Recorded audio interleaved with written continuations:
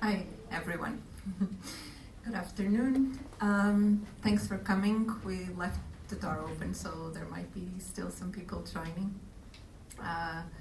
We're really happy to be here to have this conversation called Transcending Boundaries, an evening of art science, where I will be chatting with my guests that I will introduce in a second. We are having a program called Climate and Death 2024. Yesterday we had a seminar, a full day of conferences and workshops that some of you also participated. And today we're having this conversation, and it's a easygoing, not formal conversation, so we're really happy to share this moment with you. Climate and Death was collectively organized with the Safer Climate Initiative, and we have Rosa Rantanen here today. And also we had two other partners that we were organizing this with, so the Finnish Death Studies Association and Tune Ry. So, yeah, without further ado, I would like to, first of all, introduce the people that I have to my right side. First, Mari Keski-Korsu, and then Eeva-Liisa Puhakka, Ainu Kyrönseppä, and Raisa Mäkipää. And I hope I went okay with all the pronunciation. And my name is Ines Montalvao. I'm the program director for Artists with Evidence.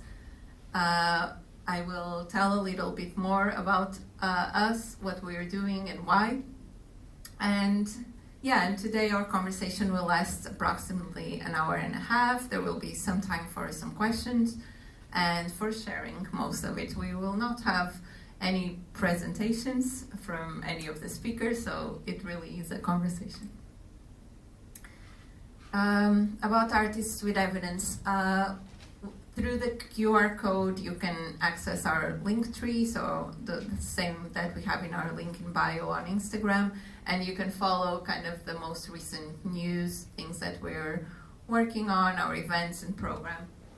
And of course you can follow us too, and you can visit our website where you can find from a gallery that we have, an art science gallery that is virtual called Anthro Art Scene. You can also find 45, approximately, it's growing, featured artists on our webpage. And you're also welcome to join as a collaborator if you feel like art science is also your thing.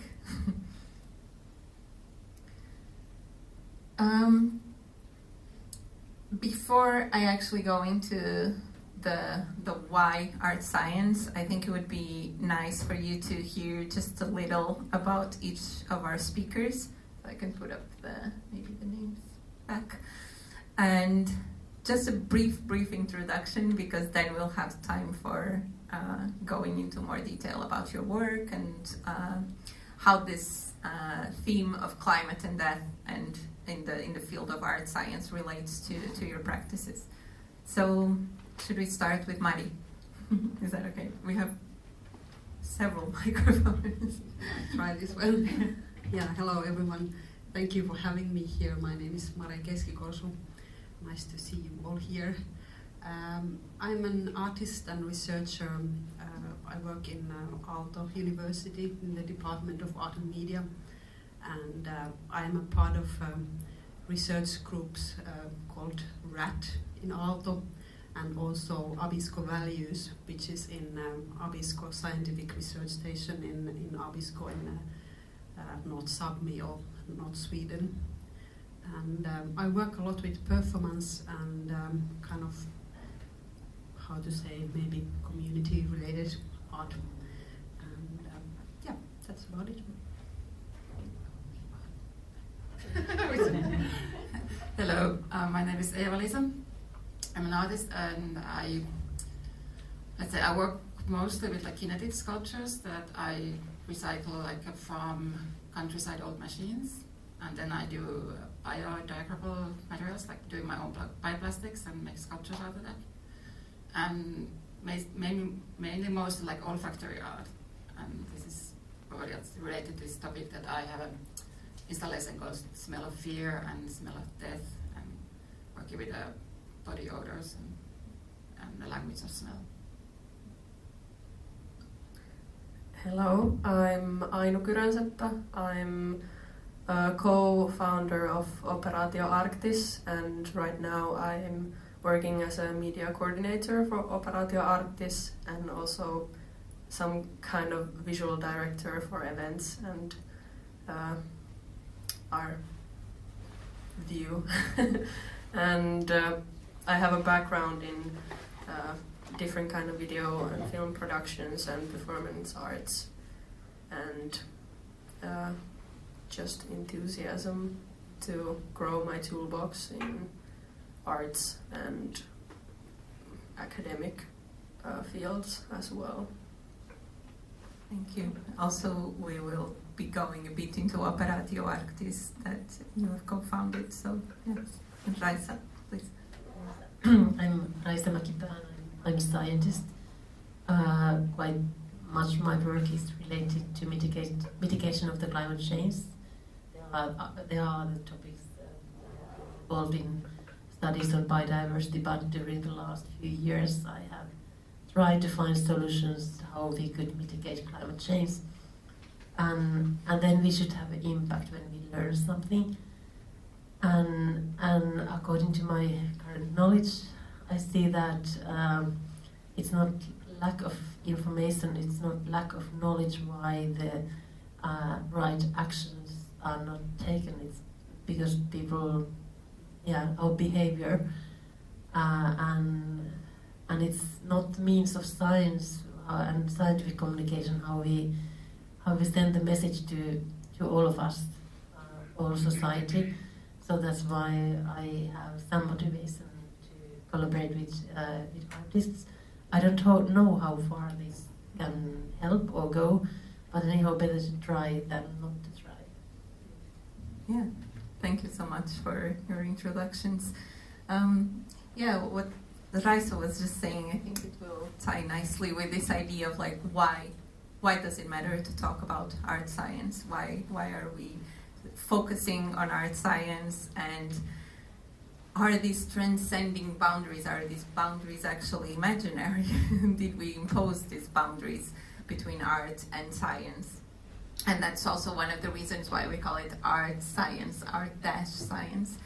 So we really want to share this idea that art and science are nothing but both forms of knowledge production. So they're deeply rooted in creativity. So there's creative thinking within both fields. And when we are hybrids working in this field, then we also feel like that this is the reason why we want to talk about art science. And then there's things that, if I talk from the perspective of an organization like Artists with Evidence, working with these topics that, of course, are connected with our world, the climate crisis, and so many other polycrises in a way. So we need to really focus on how we can go about it. So if we start thinking about all the denialism that is now surrounding science, for example, and evidence itself, how can we, from this perspective and from this side of art science, also fight this growing thing? And I think we'll have perspectives from many, from research, from activism, from the scientific knowledge that is produced and the artistic knowledge. But I think they're so tightly connected that this is why we are here talking about art and science. And of course, in the context of climate and death, we're also going to be hearing about these different perspectives. And because climate and death also has many layers to it and many levels. So maybe that's something that brought you here, and that's something that is concerning for you. It's something that you're focusing your practice on. But so yeah, let's just explore like kind of each of us, and then have also a brief dialogue crossing our paths. So yeah, so I would start. We decided to go with the order of the talk. So we'll start with Mari Keski-Korsu, who is a post-disciplinary artist and researcher, and I'm really happy that Mari is here today and that we can talk a little, instead of going into like who Mari is and what she's doing and everything, we'll go from a visual hint first. So, yeah, Mari, what are we looking at here? Can you explain? Well, maybe it comes to that. I was thinking about how to tell about my work and what I'm researching on, and I thought that I'd tell you about a place and a travel. And the place that I have in mind is called Storflaget, which is a very small mire peatland in North Sapmi. It is located in between a road, E10, and through this road the tourists go towards north to admire the Arctic landscape. And on the other side of this mire is railway that is used to transport iron ore from Kiruna mine to Narvik harbour. And this is a very small mire. It is not a place where perhaps the tourists would go to see a picturesque place, but nevertheless, it is a place where natural scientists have been working for over 100 years, doing environmental observation and learning, for instance, that this is not Arctic climate anymore, it's a boreal climate due to the climate warming. And also what you can find underneath the soils, underneath the turf and peat of Storflaget is permafrost. It is this kind of condition of soil, sediment or rock that stays continuously frozen for hundreds and thousands of years, apparently. And it is a part of this kind of narrow strip of permafrost that goes through northern Finland, northern Sweden and Norway. And due to the climate warming, also permafrost is thawing. And within the permafrost, also there are a lot of myriads of microbes and bacteria, viruses that are thawing from the permafrost, together with the waters of permafrost. And they start their travel. Perhaps they go first to this small river which is next to Storflaget, and maybe they travel through this small river to Tornetrask Lake, which is a huge big lake next to Storflaget. And Tornetrask Lake is the starting point for the Tornio River. Maybe the microbes travel to the river, and then they can go with the river downstream for 500 kilometers, and then they will meet Baltic Sea. And through the Baltic Sea they can travel further. Maybe they traveled here where we are now. And my actually question is, how do we encounter these new entities for humans, but new entities also for the current ecosystems as they start moving and activating. And they can be considered potentially dangerous pathogens for the ecosystems. But on the other hand, we can also think of beyond pathogenicity and think of them something that maybe we want to encounter. After all, we have a quite intertwined evolution with viruses. We are partly viruses as human beings. Part of our genome has parts of virus DNA.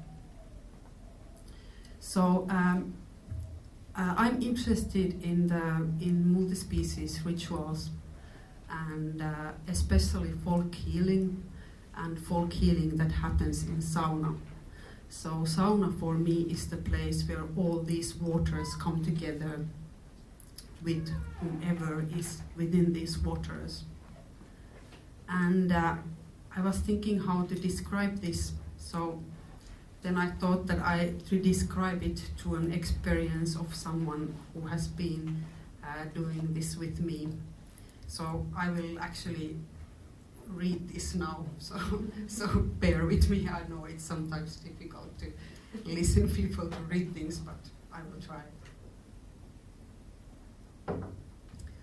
So this is with Tracy, and she says, I quote, "And then she painted my body in cold, creamy peat puree, which she explained was thousands of years old, mixed in with thawed permafrost of a much more ancient vintage. As she painted me, she would pause occasionally and press down on my torso. As she did, the weirdest sensation, a surge of grief, a sense of disconnection." End quote. Notably, the microbial life melting with permafrost thaw is in a new situation. Their state of being is in change, from frozen and static to warm and moving.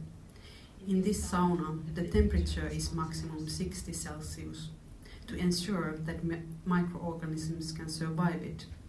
Furthermore, the body of a human is in change in sauna. They share the environment and the circumstances. Tracy was open-minded for the encounter. Regardless, it is impossible to know if there are viruses in the peat that can be potentially dangerous to human, or if a human body is a suitable habitat for them. As I spread the peat on the body, there is a friction on the fingertips, and small particles roll under the palms.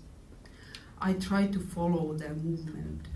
After the whole body is covered with peat, I press a filter paper on the torso to make a print of peat, sweat, and melted permafrost. This becomes a part of an archival art installation that collects such prints from all the performances. Tracy continues, I quote, "My real body felt buried deep beneath my skin, as if a slab of concrete divided us, it and me. And I missed it. I missed my body in that moment.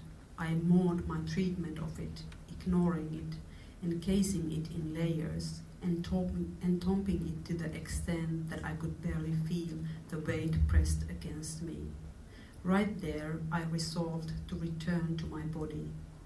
An hour later, I started ovulating, and about 10 days later, my period started, the first in about 6 months. 17 days later, I've lost 8 lbs. Something happened to me in that tense sauna, something profoundly sad and profoundly joyous, because after that moment of revelation, a little silent weep, I felt filled with power. I took my body outside in the bright afternoon sun and walked naked to wash off. I felt powerful, like a warrior woman on the cusp of battle." End quote. Tracy's experience of being isolated from her body speaks of a Cartesian mind and body dualism that seemingly dissolves in sauna. There are bodily events that Tracy can map which relate to the experience and sensations in the performance, being vulnerable means also being powerful. For was this because of the encounter of the microbial life of permafrost and peat, or a sudden deep understanding of a corporeal experiential belonging to the sentient ecologies? Oh, I think that's such a powerful story, and yeah, I'm still processing it. So we didn't rehearse in a way. So this is really interesting that we can. Yeah, I didn't want to rehearse because we wanted to have a spontaneous conversation. And I knew this works from Mari, and I call it usually the sauna print because it's just sauna print because that's what it kind of looks to me. But I'm thinking at the level of performance and a participatory performance in which we basically have a multi-species collaboration. Would that is that how you see this processes? And the other one is the bathing with permafrost, right? The other picture. Yeah, they are basically they are both the same kind of same part of the same process, yeah, like yeah. this traveling towards the water in yeah, a way, right? Yeah. So. But how do you see this as almost like a multi-species collaborative process as a performance? Yes, and I have previously worked with trees, for example, in a kind of a similar manner, and it is this kind of intuitive communication or attempt to know. And to kind of to tap into this knowledge basis of whether it's tree communities or the microbial communities of permafrost, and then to see what happens and what we can learn together. Just curious, like when you have, in a way, kind of ask almost for this permission to for a person to hold melting permafrost, do you have people that don't want to do it? I mean, even, or that they would reject that just based on that, I don't know, fear or possibility of... Yeah, this is always surprising me because people don't do that. I always ask and I explain that this is like I can't like guarantee your safety in a way. But you can see that people kind of they think, they contemplate, they understand that yes, it can be, but they still kind of take their chances. I think the more difficult thing to kind of accept is to be naked. So, but that's interesting. Yeah. Yeah, I think that we can also come back to this also when we do more discussion with everyone. So I would kind of pass the word to Eeva-Liisa. And once again, instead of going so much into like backgrounds, we made a brief introduction, and instead of going like into these details about professional background, immediately we'll start with the pictures, with a couple of pictures that, yeah, it was very interesting when I was asking Eeva-Liisa from pictures, and I got several. And it was kind of hard to decide on which we would choose. And this picture on the right that you sent me at some point had a really interesting little text with it. So Eeva-Liisa wrote to me, "Smells can be deeply innate and color the air around us. They can appear and disappear, but how can that be explained visually with pictures?" So I'll just start you off with that, and maybe ask why these pictures. Yeah, that's why I sent you this one, yeah, because it's like how do you take a picture of smell? That's kind of impossible. And that's I think I also work with olfactory art because I think that our world now is so visually based, or everything's about pictures and pictures, and then we have 5 senses, so why don't we use all of them? And it's the sense of smell is it's the fastest one. It goes to your brain without, like, you don't even realize what you're smelling, and you can't escape it. We can't find a word now, but it's very fast, like primitive. Definitely, and it's something that you don't think about it. It kind of comes, but also there's some in your work. So you had a really interesting exhibition called "The Smell of Death," and that's one of the reasons why we also started this discussion about climate and death and how the sense of smell is so strong. And also you had one question that was like, is the smell the last thing to die? Smell might be the last thing in the earth to die. Mm-hmm. But then that's a bit like a chicken and egg question, because like if there's nobody smelling, there smells. So, I know. Yeah, actually the installation is called Leave the Body, Leave the Mind. And this is one from there. The last exhibition I had it, and there's 4 different smells in a room, and then 10 minutes voiceover.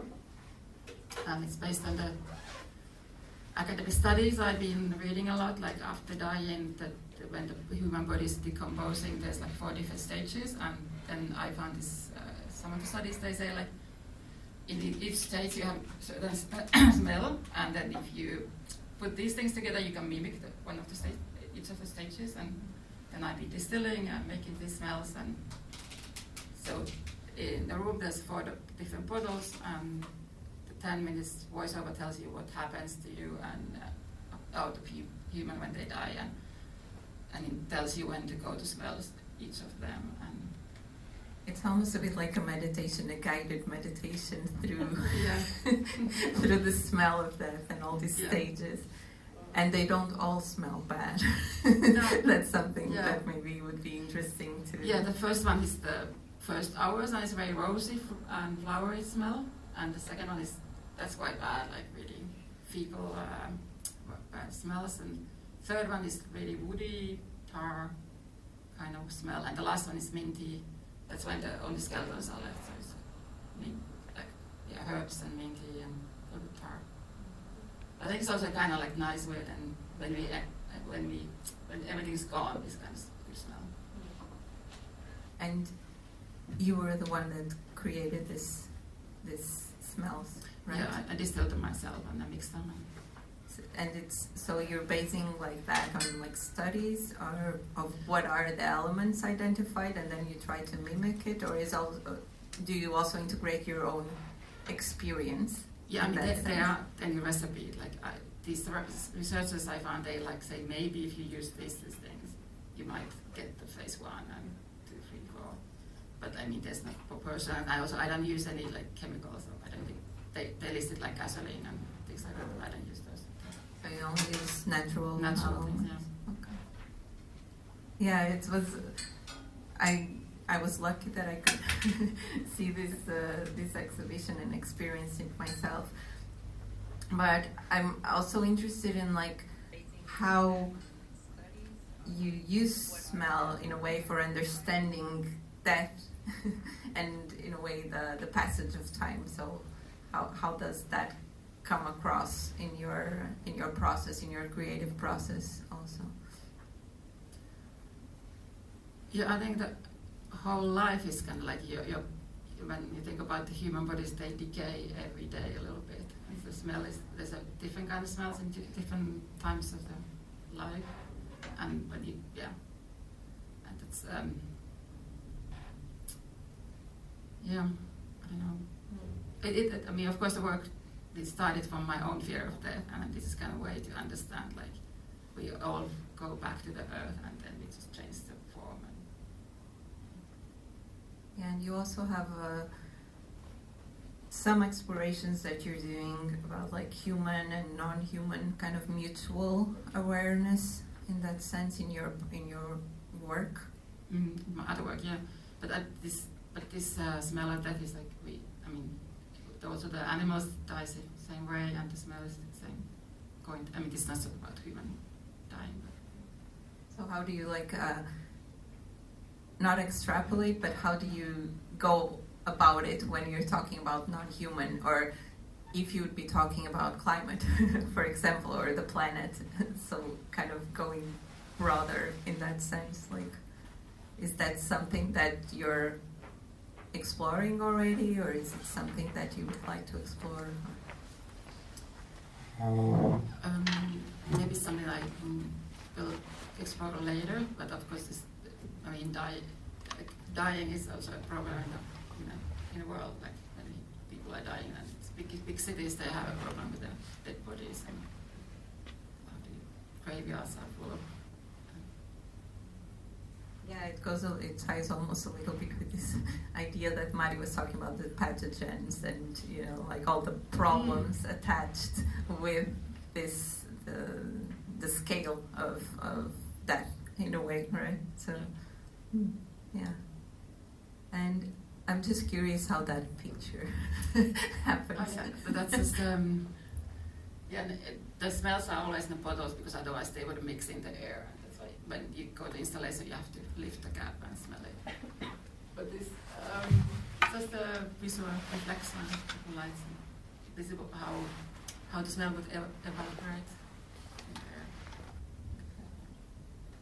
Yeah. Well, thank you so much. So maybe we move on to Ainu Kyrönseppä. Thanks for joining today. You have gotten really good at my last name. Yeah. Thank you. Been practicing every day. Nice, thank you so much. So, yeah, I'm really excited that you're here. I met someone from Operaatio Arktis in another event that we organized last year, also with Rosa, this climate security festival that we will be organizing again this year. So you're all welcome to join in September. And then the other will be more. I met Dagmar there, and eventually I was feeling like, okay, I want to have a conversation. I want to have also, younger voices, people that are, fighting for our climate and focusing on the action side of things too. And so I approached Operaatio Arktis, and I guess you volunteered or you were interested in joining, and I'm really glad that this came to be like that. We'll be showing a couple of different pictures. The first ones will be more like, I like to think about it like a little performative moment in this conversation. And then the other ones will be more in regards to your work with Operaatio Arktis. But so I'll just put up the first ones, and you can read the letter if you want and explain a bit about this. Yeah, that was a really interesting introduction because I was not sure what you're gonna show. But I can explain a little bit. Maybe how I kind of pull this picture apart. It's easiest to explain what Operaatio Arktis is about. So at the moment we're 12 young people. Most of us live in Helsinki. Most of us are Finnish. Few of us are indigenous peoples based, and then our main concern is, as you can guess, is the melting Arctic, because we have been looking at different papers and evidence about certain tipping points, and in the Arctic region there's many, and it's a good kind of narrative and branding opportunity to reveal the other activated tipping points, and how if we don't have any Arctic ice, it's a domino effect to rest of the tipping points in other places in the world. So that's why when I first talked with Ines, I mentioned that I heard about this glacier that is in Iceland. It's called Okjökull, and it's the first glacier that lost its first Icelandic glacier that lost its status as a glacier. So it melted completely. You can see the after picture. That is really sad, and it's actually so sad that they Icelandic government, like I think ministers and people of Reykjavik and Iceland, they had a memorial service for the glacier, and they asked one artist to do like a plate, like this metal plate as a memorial to the glacier, and the artist was wondering like, though this is a huge opportunity, like this is a this is a monument, what I'm gonna write to this that would be so meaningful that we could maybe prevent this from happening again. So briefly they wrote a brief letter to the future that says that this short by Okjökull is okay. That it's like I said, it's the first Icelandic glacier to lost its status as a glacier, and in the next 200 years all of our glaciers are supposed to follow the same path, and it shows this monument is to acknowledge that we know what is happening and what needs to be done, and only you who will be reading this know if we did it. And this was written in 2019. And I heard one person talk about this glacier, and I thought it was really moving and like inspiring and really well put in maybe in the framing of art to understand how concerned you can be about this. Yeah, thank you. And it makes me think that already yesterday, you couldn't attend, but yesterday in the Climate in that seminar, there was also some talks about melting glacier in Austria. And then we had a workshop in the afternoon with Aline Gaudet about stitching sorrow. And so the whole discussion was about like this glacier that is melting and the people that go and climb it and go and see what's happening. And so, yeah, it feels like there's an interest in a way, but big interest. Yeah, many interests. Yeah, and at the same time, it's like almost a bit like, I don't know, a voyeurism of the whole situation, like a voyeurism of death somehow. Even if we're talking about, melting permafrost and like the glacier that becomes a mountain in a way.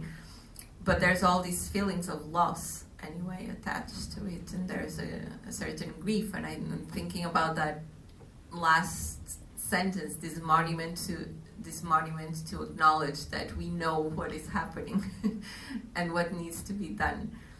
So it's like we know what needs to be done, but are we doing it, right? So, and I think that's kind of like where activism can play a really important role. And we've talked about some things, so you lean on a lot of climate repair research and policy. So would you like to elaborate a bit more on that? Yeah, with pleasure, because I was actually late today from our technical rehearsal because we had a strategy meeting today. We talked about this kind of how you introduce discourse and how you frame things, because for us it's a constant struggle how to talk about climate repair. That is a really sore topic because there has been many failures in that field already. If you know the Scopex project, it's one of the center ones. And because you talk about technical solutions, and you might think that they are coming on top of like or instead of reducing emissions. But that's why I think for us it has been the main thing to make really clear that there's the 3R solution, that you can say it's recycle, reuse, reduce, but we see it's that it's the what did I say? Reduce, remove, and repair. So that talks about that there's 3 things you need to do, and that's what we see, what needs to be done. So because many evidence and papers say that otherwise, without any elements or research made to cool the climate, we are facing a really long periods of suffering on Earth. And there was actually a really interesting paper, I sent it to you. Yes, it is. Because about, I don't remember what was the paper, but it was just about this narrative that many activists say that there's no art on a dead planet or something like that. That was like, it's interesting that you focus on that narrative, because it's actually false in that sense, where like nature and the planet doesn't die, but there's a long periods and centuries of suffering ahead if we don't do what we need. We know what needs to be done. Sorry, I circled a long way. It was a critical angle on how activism is in general going about it with this. There's no art in a dead planet, so you're focusing on the dead planet, which the planet is not dead. So how can the speech or the discourse, like you're saying, be shaped into a different thing? Because the planet will kind of go on, but maybe we will die, but maybe we won't. So there's a lot of ideas also about long-termism, so that we don't think just about the fixing at the moment, but that there's many generations to come, and these generations won't just simply die. We won't just die. It's not a cataclysm. It's not going to happen like one day to the other. So there will be a long period of suffering in a way, or most likely. So when you think about this like long term, you're thinking about how can I protect a generation that is coming, right? And it's a bit of that thing, like only you know if we did it, because only these later on generations will actually know if we try to make it better, right? So how can an organization like yours go about it? Like, what came out of the strategy meeting? Oh my God. Well, I left early. In short. Oh my. Well, I can. But what is your view on that in that sense? There's another pictures that I can show, and I think that it might actually tie nicely with that idea of how to use narrative, for example. And when we talk about evidence, of course, immediately people think about science, but we should think about evidence as knowledge, right? And knowledge can come in many different forms, and it can also be ancestral knowledge. And I think that's like a big thing in Mari's work also, if you think about ritualization and this ancestral knowledge that we can incorporate in our own practices. But I'll show the other picture so that you can maybe connect it with that. Yeah, so I can introduce this. We had last year we luckily were funded by Nestling Foundation, and we got to, there's actually the papers on the table. We managed to do this gathering information into one tiny paper called Arctic Endgame, and after that we wanted to do kind of stakeholder meeting event in the center of Helsinki, and we invited different like scientists, activists, indigenous representatives, and a few policymakers as well, and got to the biggest media paper in Helsinki, or in Finland, Helsingin Sanomat. And for this event called Arctic Momentum, one of our friends, Venla Lankinen, did these Tomorrow Stories. That's kind of a place with the ideas with the, well, it's put in there, and you can read them on the pillar right there, but he plays with the power of fiction, and in many cases, I also heard this from Professor Michael Wilson when I was in Arctic Circle Assembly last year, and they told it's much more interesting, and this is actually how I get to the strategy meeting as well. It's much more interesting to hear about these dry and hurtful things when you wrap them around in a story. He told that you can put, like, on top of a fact, it needs a quote that it's the story, and then you can, like, reveal the truth, but it needs a layer of, like, let me tell you a story, so it's much more approachable, because if you just hit people with hard truth, sometimes it doesn't get such a good response. And also, like, this is what I and most of us in Operaatio Arktis struggle constantly, is that because this brings out in all of us in, like, such big emotions, like you need time to grieve and realize that you are going through traumas. So yeah, it's such difficult processes that you don't want to accept. So it's natural that you don't want to listen. So you need to have some kind of, like, cookies for the talks and for the emotional processes, I would say. Yeah. And that's why we created the Tomorrow Stories. They're like fictional scenarios in the future. Like, many are based on this book called After Geoengineering by Holly Jean Buck, if you're interested in that kind of material. But you can also read, there's a QR code, you can read all of them in our website. There's, I think, 8 of them in total, but there's 3 present here today. Yeah, thanks for bringing those. And yeah, and feel free to use the QR code, and then on your website, on Operaatio Arktis website, the stories are also there. But yeah, you bring up a really good point, is storytelling and how powerful it can be.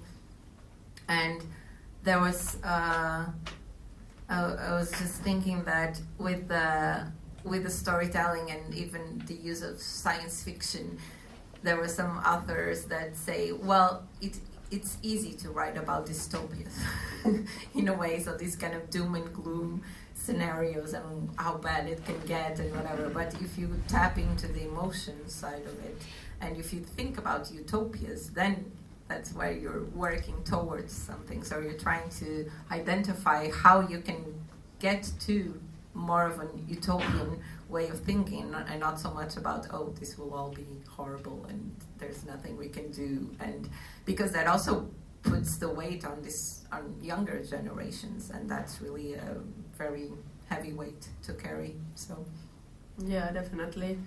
And few things that came to my mind, what I got out of the strategy meeting today was that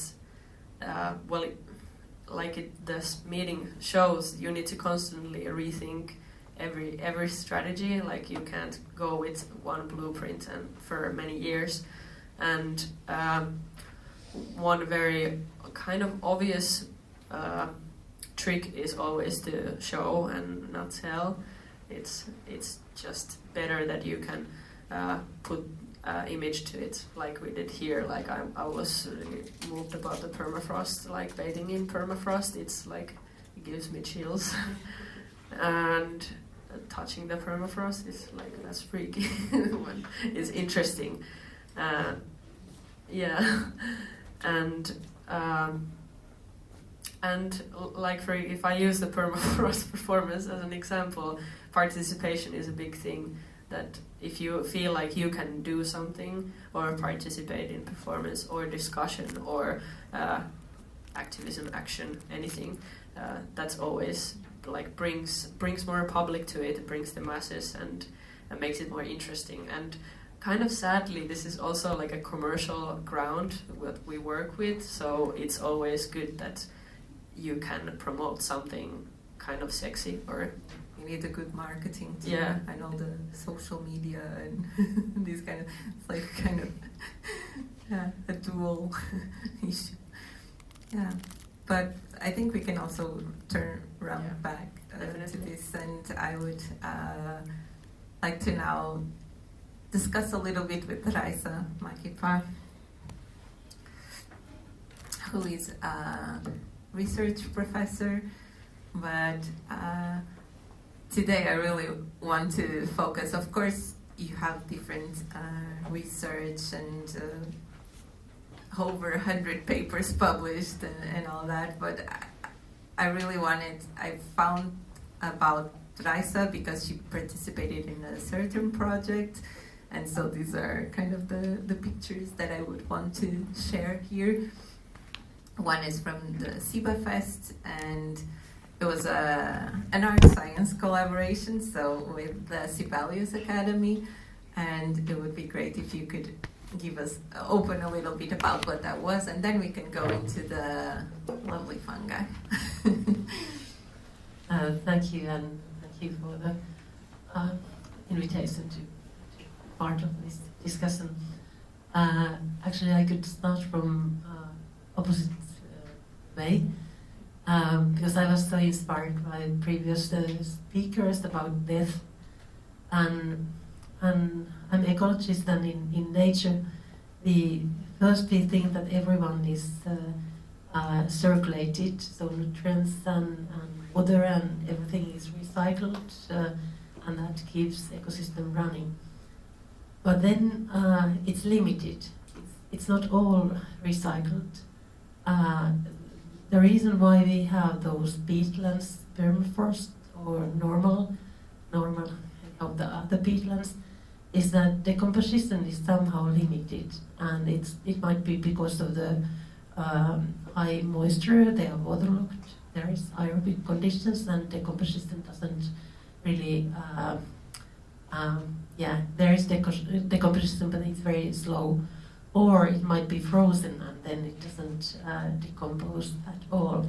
And that's the reason why we have this accumulated amount of dead organic carbon in our landscape. And if you go to the Finnish forest, you see the organic layer there. You dig a bit and you see that there is some organic layer that is accumulated during the last 10,000 years after last glaciation. And those peatlands, which might be 9 meters deep, they are accumulated over the period after last glaciation, so last a bit more than 10,000 years. So decomposition is there, and it's really kind of important point. And what I have been studying those peatlands. I could talk a bit more about them, but I go to SIBA Fest because that was a collaboration with the students and teachers of the Sibelius Academy, and it was about biodiversity and fungi. And they were exploring information by themselves, and then we went to the forest where we happened to have very large amount of dead wood. That's natural forest where we have that. In normal forest, it's harvested and you won't see that much dead wood. But anyhow, there is lots of dead decomposing wood in different phases. I was really inspired by these dead bodies of the animals where you can identify different phases, but I've been studying the decomposition of trees, and there is a fungal community together with bacteria and archaea, and they do decompose the wood, and when they do the work, finally they turn the substrate to they change the substrate quality in the way that they cannot live there any longer because there is no food for them. There are other species who outcompete them from that substrate, from their home. And I've been studying the succession of the fungi, and it's interesting, and also odors are there. We biologists, we want to identify what is the original tree species, and for coniferous trees, whether it's Scots pine or Norway spruce. Here in Finland we don't have too many other options, which makes life easier. But anyhow, when it's late, well-decayed wood, it's hard to identify whether it's Scots pine or Norway spruce. But you can do that by odor. So Scots pine have specific odor until very end, and the other tree species, other coniferous tree species, lose that. So we also can use this odor as a tool of a scientist to identify the tree species in late decay phase. But with students from Sibelius Academy, we explored the forest and they learned a lot also by themselves. And then finally they created a piece of art based on that study. And they ended up by having a performance which was a kind of title or topic of the performance, that there is no life without death. And I didn't thought about that when I walked in the forest with them. But anyhow, that was the strongest message what they catched from the experience, and I tried to understand what is happening in dead wood. So the conclusion is there is no life without death. Yeah, and I think that was one of the main reasons or main outcomes that came a lot from our conversation, is that there is no life without death and death without life. So we're talking about cycles, and that was also one of the reasons why I was really looking for a researcher, a scientist that would be working with fungi, wood decay, and not so much with climate, for example, a climate scientist, because I thought that was kind of the obvious. And I myself have a background in biology and in mycology, so the study of fungi, so I got a soft spot for the topic.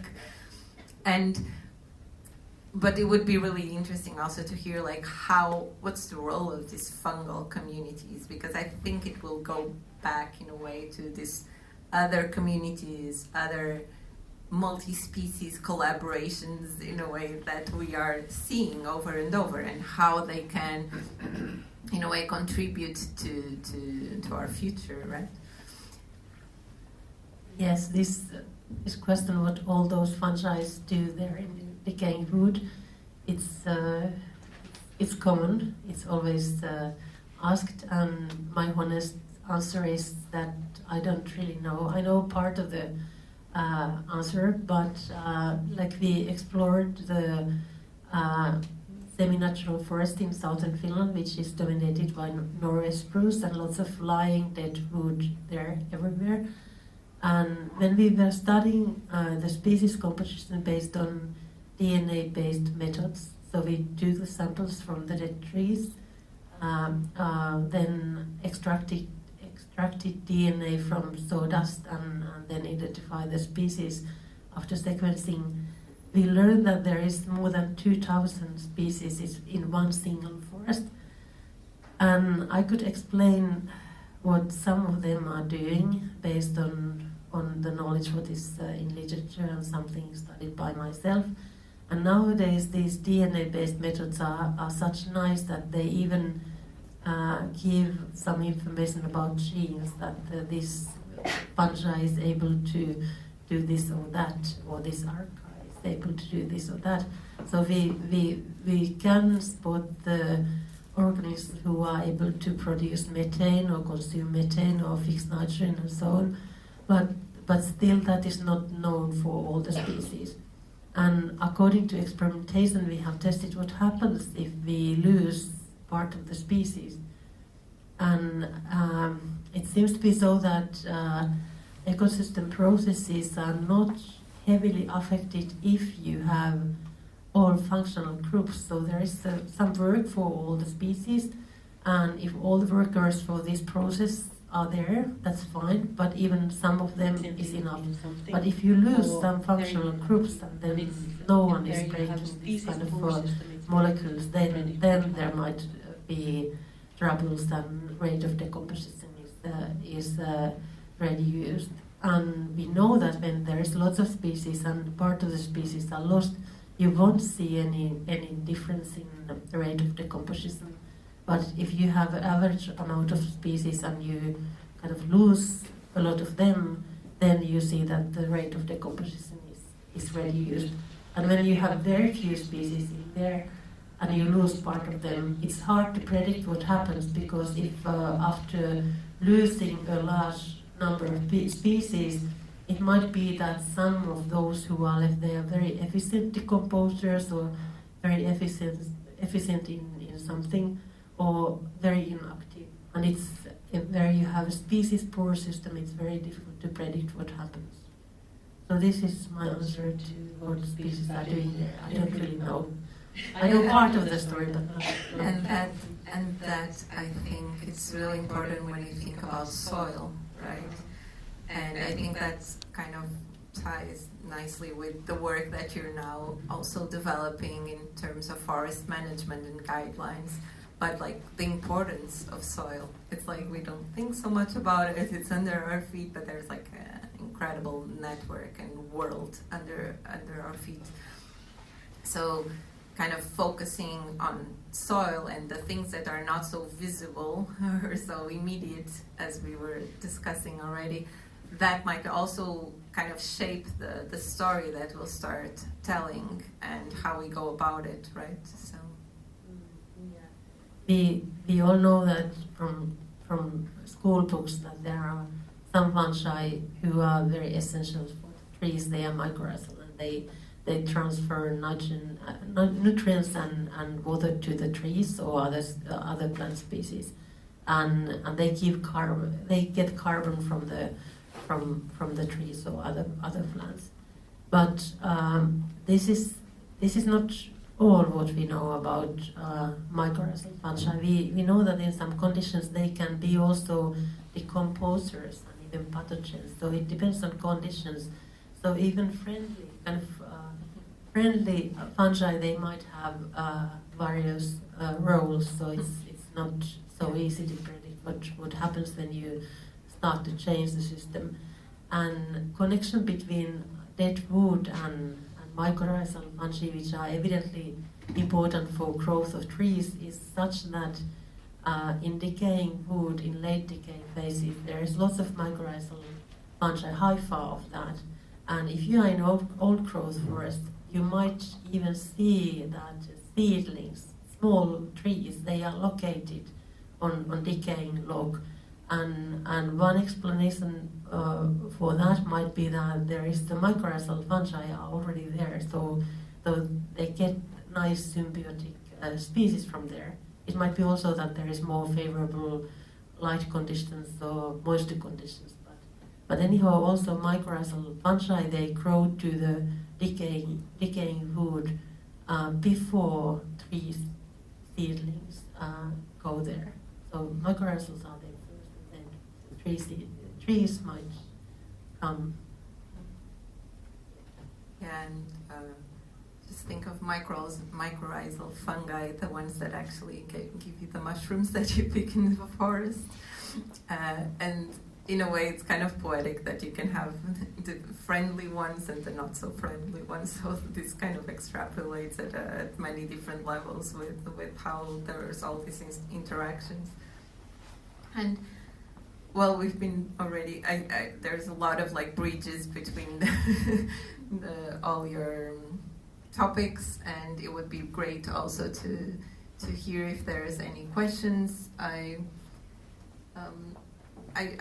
want to, before we go into some of the questions from the audience, there was a couple of things that I thought were really interesting connecting points. From the smell in the forest, when you say that a tree that is beyond recognition can still be identified by the smell. I think that's quite an interesting connection between your two works, Eeva-Liisa and Raisa. But yeah, I would also be interested in, like, how do you see this collaboration? Like, how do we collaborate at beyond human level? And yeah, and you know, feel free to just give me your insights or a comment or something that resonates with you. How do you see this? You know, like if you're talking about, for example, activism, how important is evidence going to be, for example, if we want to collaborate at this level? But any other thoughts?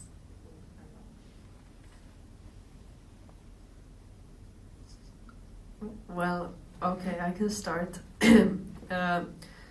Well, it seems kind of obvious that it's always good if you have evidence.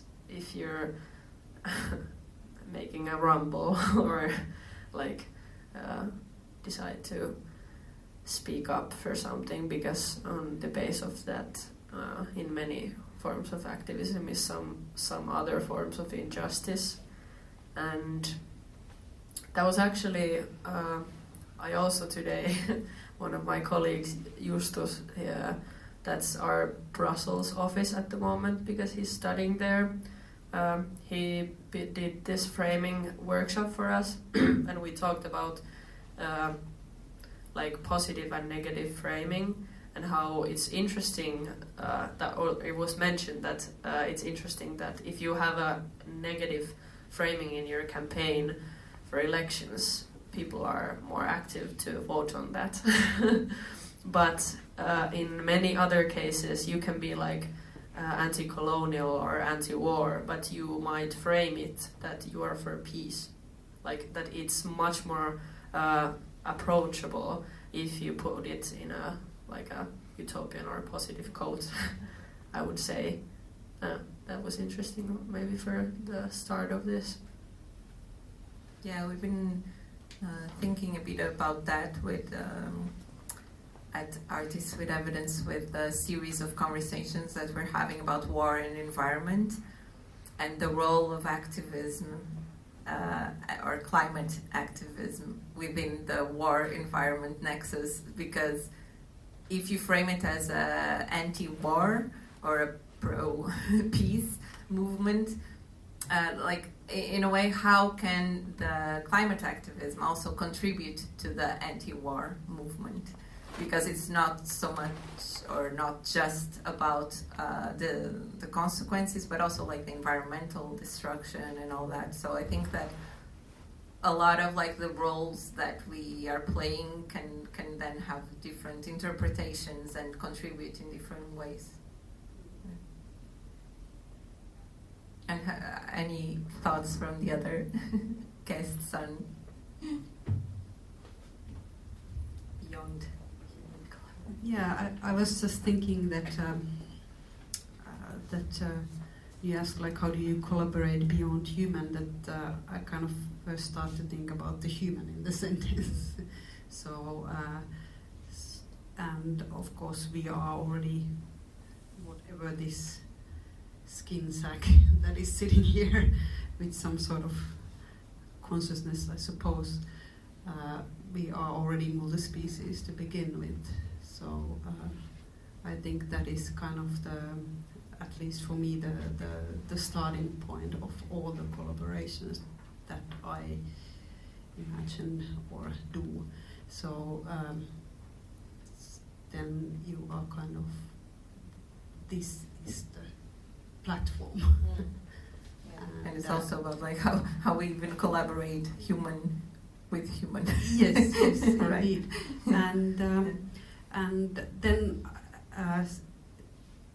at the same time, I understand that then you are kind of like, you maybe go to the post-human discourse or wherever you want to go, and then start to somehow maybe think that maybe this is very unpolitical. But I actually think the opposite. That like in a way, like when we are talking about activism and how to use the 3 R's and activate. What I've learned is that always somehow the kind of the sensory register of your body is needed in that. So I understand that it's voyeurism to go to Svalbard to see the melting glacier, and you just add to the CO2 emissions with your flight. But it kind of also emphasizes this that we need this very instant experience of that. That it's not something that is happening over there. It is here with us now in this room, and you can sense it and perceive it with your own, again, skin sack. so that was just I wanted to add. Yeah, I'm looking at the time also. It's kind of my job a bit, but of course we can continue. But I would like to welcome if there's any question, if there's something that's been bothering you the whole time, something you want to share about, thought, something that you want to ask all of our speakers, or one in particular about their work. We don't have a microphone that reaches all the way there, but but I think you can speak up and I can repeat the question if there's anything. Okay, see you. You go ahead first. I just came to my mind when Mari was talking about the practice and your piece, and that people didn't they didn't have this fear towards the soil or this ancient microbes. So I was thinking that about this trust to soil, and maybe there is something so primaire. Of course, soil can be dangerous and polluted and things like that, but in that environment where you were, and also I'm thinking, came to my mind these Chinese ideas that the consciousness is in soil, and something, that kind of primitive connection. And this, yeah, and if the consciousness is in the soil, these questions of death and the climate are so really fascinating. Thank you, all of you. Just my idea.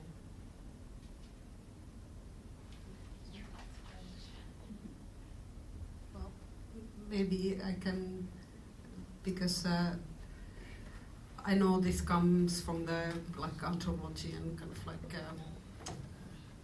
I don't want to see cultures this way, but there are of course cultures which are considered kind of like totemic, where everything is manifestations of the land, and in many indigenous cultures this is of course, so then you just become from the land, as you explained scientifically how it happens. So I think it's kind of like can link to that. But of course in the circumpolar no, there could be considered there have been also more of this kind of animistic cultures where the relation is more more of a dialogue with the land. So, but nevertheless in relation. I could a little bit add something to that, because that's already something that came to my mind, that it's kind of that when you're holding permafrost or a piece of it, it's that you're taking the risk and you're making them aware that they're taking a risk, and it automatically came like there was a connotation to Russian roulette to me in that sense, and kind of the thrill of risk. And it's interesting to when I tie that to the topic of risk analysis, like on the big scale of like the climate crisis, that it's interesting that we scale these risks and in very like unjust way, but still we're so eager to go visit the last glaciers and hold the melting permafrost, and we can get like plague from it or something. It's interesting and like feels somehow like really privileged to play with death in that sense, when sometimes it's not a choice, maybe. Yeah, but I'm not sure if it's a choice now either. Yeah, but it might be somebody else's choice from the global north. But it's also interesting, like how you focus on the risk or the thrilling of doing this, but also I think that with the primal aspect of soil, like there's studies that if you're messing around with soil, this also triggers maybe not the thrill, but the happy hormones, dopamine, things like that. So that's also an interesting point to consider. And there was another question. Yeah, I might have two questions. But firstly, thanks a lot for all the talks. So before I ask the question, there's a little background regarding the beneficial aspects of certain things that appear from the permafrost. Like, and that example being, there's a river in India, it's called Ganges. And in ancient texts, it has been given a very special status. Now, for whatever mythological or religious reasons, let's discount all that. But scientifically, it's a Himalayan permafrost which is, in a cyclic way, releasing a certain kind of a bacteriophage or bactericidal virus, which then gets mixed into the water, goes through, and it makes it holy. They call it holy. Like you might have heard that your sins can get washed if you take a dip in it, but that's more of a notion. But there are accounts of therapeutical impact on physical body, as well as internally people do to experience something. Now that's why the Tracy's example that Mari narrated does not sound strange as to how people can experience something like that. And there are certain physiological changes that might happen because of these reasons.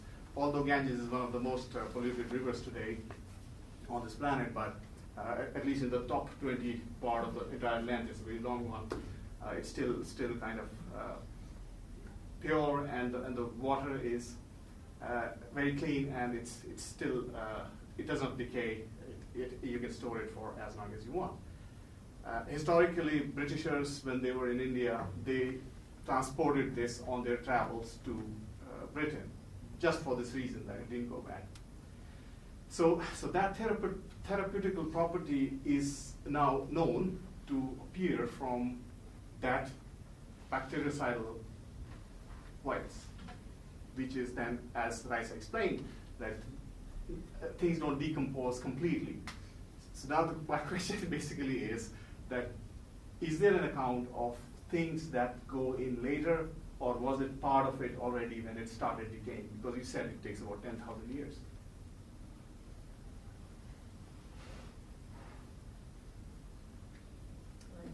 Yeah. I would say that over the time there is always processes. Even in the frozen soil, there is some slow processes. And in decomposition, both community structure, species, composition, and substrate, they will change. So there is always some changes.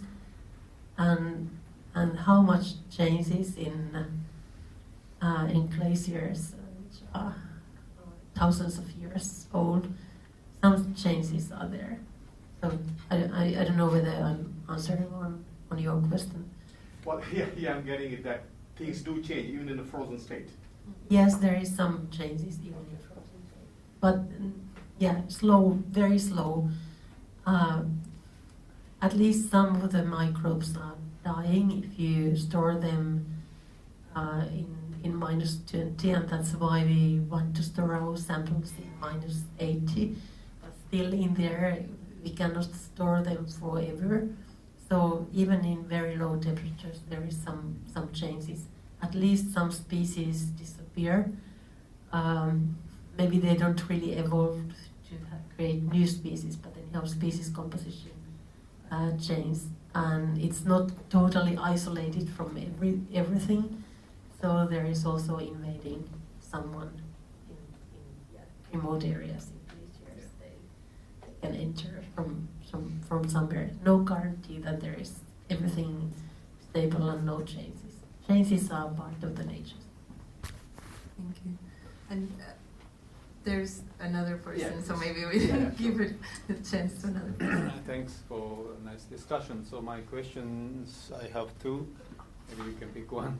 So the first one is about kind of artistic methods to convey this kind of a circular thing, like life and death kind of stuff. I mean, I just came through Kumpula Park, and then I noticed that some, construction guys left dead wood as a kind of object, and I don't know what's the kind of intention behind it, but to me it seems kind of bad taste.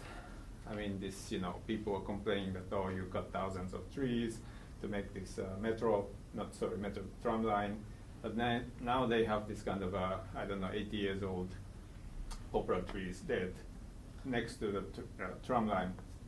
And do we have to somehow live with it? Or is it actually good artistic intervention that reminds us of the decay, or I don't know, or is it good for the park soil conditions? So I was kind of thinking, like, is there good intervention in an urban setup to sort of reminds us of the circularity of life and death, and is this particular intervention good one or bad one, or how do we know what is good or bad? So that's one question. And the other question is the boundary between life and the non-life, because when you think about soils and stuff, actually there's a lot of non-organic composites, and that's a very crucial part of the soil categorizations and how different plants grow and stuff. And we also inhale oxygens and stuff, which is not a living thing, but it seems like it's an integral part of the Earth system. So how do we tell this coherent story of life and death when there's something that's neither live or dead according to some definition?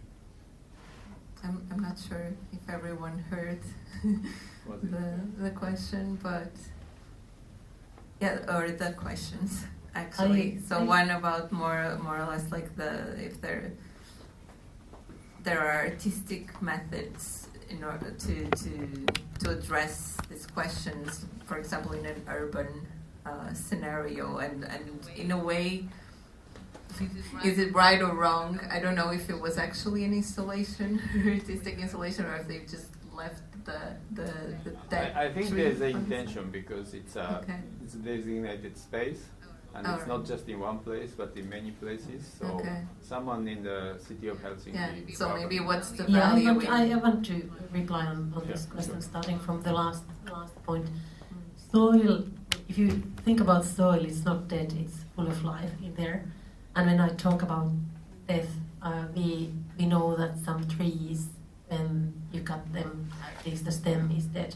There might be continuation; they might sprout from the roots, and whole individual is not dead, but part of the tree is dead. That's evidently there. But soil is full of life, and these dead trees, which are artificial, they're in Kumpula, next to tramway. I'm really happy that you raised this question about why they are there, because the problem in forestry is that human beings want to clean everything, and the major trouble in our boreal forest is that we are losing biodiversity because we don't have dead fallen trees there in the forest. Because forest owners and practitioners, they tend to clean everything. Even those retention trees which are left there to maintain biodiversity, when they have fallen, then the owner decides to harvest some wood for his sauna and a heating system. So we don't tolerate these fallen and decomposing pieces of wood. And also in towns we have dead trees here and there. and Helsinki city tend to clean everything. They don't have really good value as the bioenergy, but still they harvested all the dead tree from urban forest, which happened to be habitat home for such many organisms. I told that in one forest in southern Finland there was 2,000 functional species in one forest. In urban forest you might not have that many, but you have many if you leave all the dead trees. And at least these pieces of dead tree there in Kumpula, which you have seen, maybe they are teaching us to tolerate and to see the beauty and the process how they decompose. If we don't tolerate decomposing wood, we are losing biodiversity, and huge part of the biodiversity. In Finnish forest, the major risks for biodiversity is caused by removal of the dead, dying trees out from the forest. So it's a major problem, and nice that at least Helsinki city is trying to show that one can leave them there and follow the decomposition. You will see the beautiful organisms on top of them after 20 years.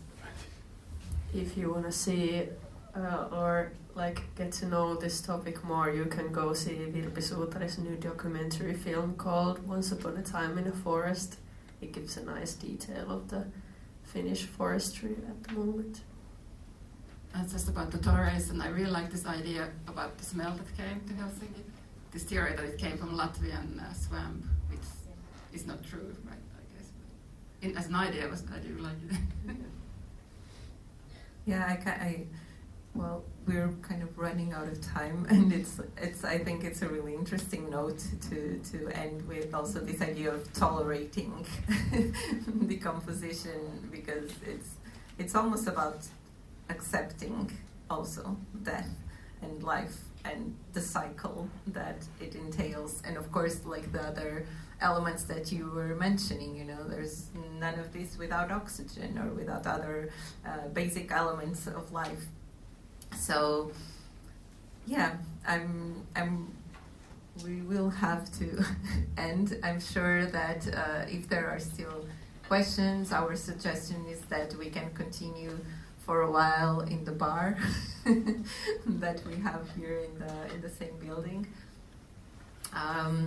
Just as a thank you so much for all of you, and also the co-organizers of the Climate and Death Festival, the Initiative for a Safer Climate, and the Finnish Death Studies Association and Tune. I'm really happy to have hosted this conversation. I hope you had a wonderful time too, and maybe a round of applause for our speakers.